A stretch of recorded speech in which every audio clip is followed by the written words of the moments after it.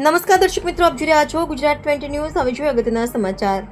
Dholka arts and commerce કોલેજમાં ગ્રામ પંચાયતોની ચૂંટણીની મતગણતરી હાથ ધરાઈ. સરપંચ અને સભ્યોના પરિણામ જાહેર.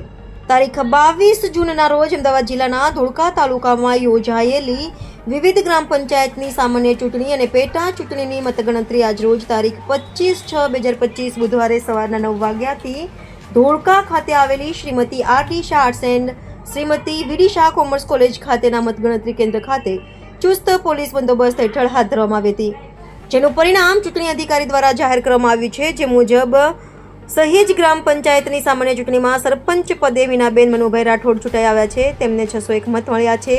જ્યારે પીસાવાડા ગ્રામ પંચાયતની સામાન્ય ચૂંટણીમાં સરપંચ પદે વિશાલભાઈ કનુભાઈ ભરવાડ ચૂંટાઈ આવ્યા છે, તેમને 972 મત મળ્યા હતા. કોકા ગ્રામ પંચાયતની પેટા ચૂંટણીમાં સરપંચ પદે છનાભાઈ કાળુભાઈ મકવાણા ચૂંટાઈ આવ્યા છે, તેમને 636 મત મળ્યા છે. ઉતેલિયા ગ્રામ પંચાયતની પેટા ચૂંટણીમાં સરપંચ પદે કાજલબેન યુવરાજકુમાર વાઘેલા ચૂંટાઈ આવ્યા છે, તેમને 981 મત મળ્યા છે. આ ઉપરાંત ભવાનપુરા ગ્રામ પંચાયત સમરસ થયેલ છે, જ્યાં સરપંચ પદે જીજુબેન ધરમશીભાઈ ગોહિલ બિનહરીફ ચૂંટાયા છે.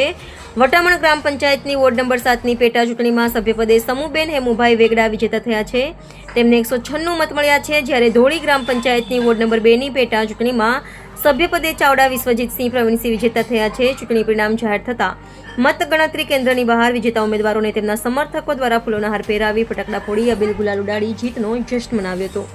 ગુજરાત 20 ન્યૂઝ ધોળકા. દર્શક મિત્રો, ગુજરાત 20 ન્યૂઝને લાઇક, શેર, સબસ્ક્રાઇબ કરો, બેલ આઇકન પ્રેસ કરો, જેથી આપને નોટિફિકેશન્સ મળતી રહે.